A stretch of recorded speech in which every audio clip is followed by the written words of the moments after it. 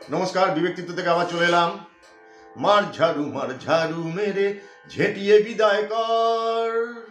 এই গানটা সেই মর্জিনা আবদাল্লার অসাধারণ সুন্দর গান। তো এই গানের সাথে আজকের দিনের একটা মিল। দিল্লিতে অরবিন্দ কেজরিওয়াল সেই আন্না হাজারি স্যারকে বাজারে নামিয়ে ওই ঝাড়ু দিয়ে ওনাকে বিদায় করে নিজে দিল্লিতে বসে গেলেন। 10 বছর ওনার এই ঢপের চপের দোকান খুব চললো, মানুষ খেলো। উনি সেটা বোধহয় বাংলা থেকে শিখেছিলেন, টবিবিসি থেকে, এই ঢপের চপের। কিন্তু দিল্লির মানুষ বাংলা থেকে অনেক এগিয়ে, তাদের চিন্তাভাবনাও অনেক উন্নত মানের নিশ্চয়ই, কেননা তারা বুঝতে পেরে যে এই চপটা যে ঢপের, তার দোকানদারি বন্ধ করে দিয়েছে। এবার দেখা যাক বাংলায় কবে বন্ধ হয়। তো ওই গানটার সাথে আজকের দিনের প্রচণ্ড একটা মিল। দিল্লির মানুষ যেটা করতে পেরেছে সেটা বাংলার মানুষ কি করবে জানি না। তবে দেখুন, এই ট্রাম্প সরকার এখনো 1 মাস হয়নি, এর মধ্যেই তিনি কিন্তু তার কথা যে প্রতিশ্রুতি দিয়েছিলেন সেই অনুযায়ী কাজ কিন্তু শুরু করে দিয়েছেন। মেক আমেরিকা গ্রেট এগেন, মানে এই যে স্লোগানটা উনি দিয়েছিলেন সেটার কাজ শুরু করে দিয়েছে। আমরা দেখতে পেয়েছি গতকাল প্রায় 120 জন, 125 জন ইললিগাল ট্রেসপাসার, যারা কানাডা হয়ে কি মেক্সিকো হয়ে মানে ইউএসএতে ঢুকেছিলেন, তাদের পত্রপাঠ উনি আবার ফেরত পাঠিয়ে দিয়েছেন। মানে প্লেন ল্যান্ড করেছে অমৃতসরে। প্লাস যারা মেক্সিকো থেকে ইললিগাল ঢুকেছিল তারা এখন লিগালি সব বেরোতে শুরু করে দিয়েছে ট্রাম্প সরকারের ভয়েতে। কেননা ধরে হ্যান্ডকাপ পরিয়ে বিদায় করার থেকে আমরা নিজেরা বেরিয়ে যাই। আচ্ছা, তাহলে আমাদের ভারতে তো 10 বছর হয়ে গেল কেন্দ্রীয় সরকার, তাহলে ভারত পারছে না কেন? তো আমাদের নরেন্দ্র মোদী স্যারের কি পুরুষোত্তম রাম বনার ইচ্ছা আছে? পুরুষোত্তম রাম, যে আমি সব কিছু করবো না। আরে রাম তো রাবণকে বধ করেছিল, উনিও তো নিহত করেছিলেন একজনকে। তো তাহলে আপনি কেন পারবেন না? মানে আপনার কি নোবেল পাওয়ার ইচ্ছা আছে? মানে আমাদের প্রশ্ন তো সেইটাই, যে আপনি তো 10 বছর সময় পেয়েছেন, তো আপনার কি নোবেল পাওয়ার ইচ্ছা আছে? ট্রাম্প বিশ্ব দাদা আর আপনি বিশ্বগুরু। তো দাদা যদি করতে পারে তো আপনি গুরু হিসেবে এটা করবেন। আপনি যদি না পারেন তাহলে আপনি যোগীজিকে দিয়ে দিন, মানে উনি তো এই কাজ একদম পটু। ইলিগাল যারা আমাদের ভারতে ঢুকেছে 20 কোটির মতো মানুষ, কবে থেকে ঢুকেছে, তাদের আপনি বার করতে পারবেন না। তো আমেরিকা তাহলে বার করছে কি করে? তো আপনার যদি পুরুষোত্তম রাম বনার ইচ্ছা থাকে তাহলে সেটা আলাদা, তাহলে আপনি যোগীজিকে দিয়ে দিন। আর যদি আপনার নোবেল পাওয়ার ইচ্ছা থাকে তাহলে কিন্তু নোবেল আপনি কিন্তু এই যুদ্ধ করেই পাবেন, বিনা যুদ্ধে আপনি কিন্তু নোবেল পাবেন না। এটা হচ্ছে আমাদের তরফ থেকে, মানে আমাদের তরফের কথা। দেখুন,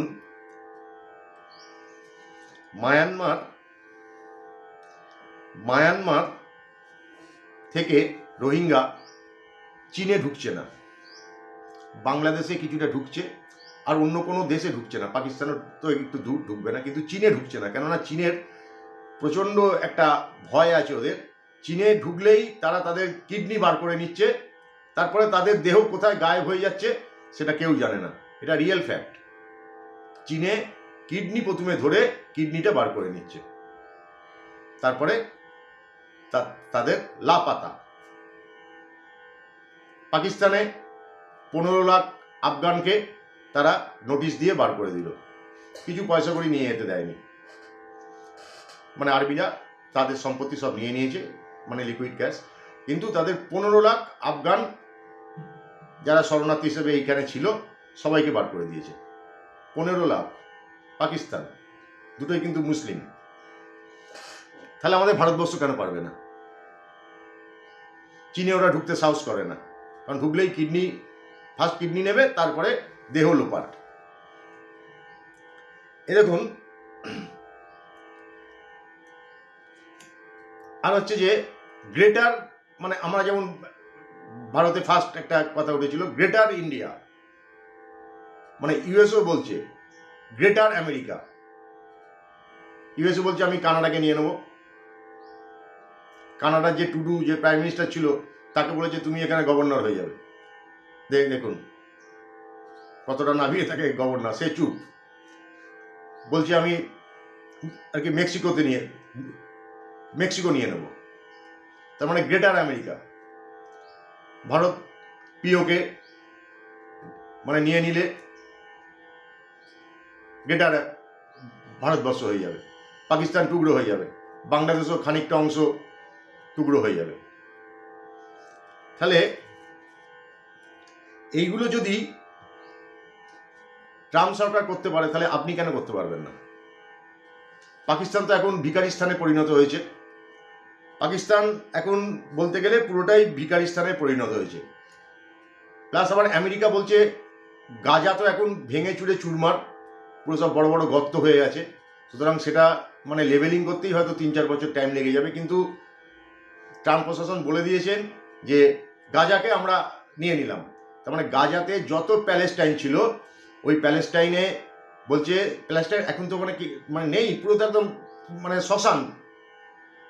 প্যালেস্টাইনরা মানে এদিক ওদিক চলে গেছে। জর্ডান নেবে না,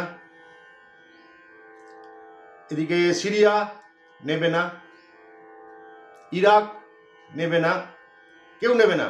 কিন্তু ওদের বলছে তোমরা ইউরোপে চলে যাও। মানে ইউরোপে চলে গেলে ঠিক আছে, কিন্তু যেই মানে 57টা মুসলিম দেশ আছে, যেই মুসলিম দেশকে বলা হচ্ছে তোমরা এই প্যালেস্টাইনদের নিয়ে না, বলছে না না তোমরা ওইখানে জায়গা ছেড়ো না, আমরা যেই নিয়ে নেবো ওই জায়গাটা ফাঁকা হয়ে যাবে, ইসরায়েল নিয়ে নেবে। দেখুন, কিন্তু ওদের বলছে তোমরা ইউরোপ চলে যাও, কিন্তু আমরা নেবো না। মানে কেউ ওদের চাইছে না নিতে। মানে প্যালেস্টাইনে এমনই যে থালায় খায় সেই থালাই পরে ওরা ছেদ করে দেবে।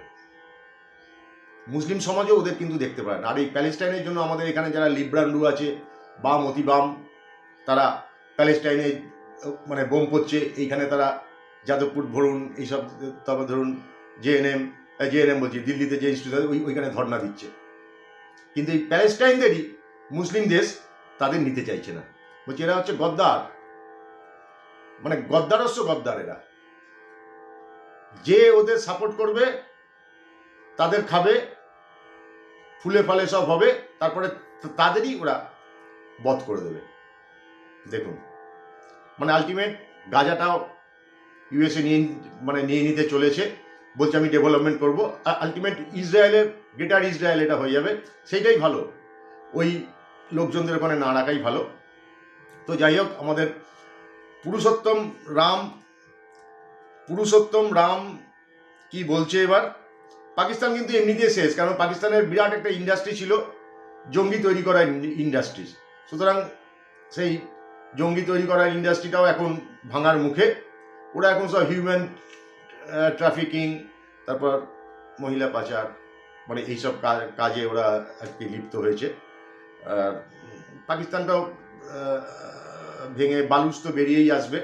যাক, পরবর্তী দিনে কি হয় সেটা ভারতের পক্ষে ভালোই হবে। আগামী 4 বছর ভারতের পক্ষে খুবই ভালো দিন। তবে কিন্তু পুরুষোত্তম রাম বললে আপনার চলবে না। আপনাকে কিন্তু এইখানে মানে ইললিগাল যারা ট্রেসপাস আছে তাদের কিন্তু চুন করে আপনাকে কিন্তু খুঁজে বার করে দিতে হবে। সেদিকেই আমরা তাকিয়ে রয়েছি। জয় হিন্দ, জয় ভারত।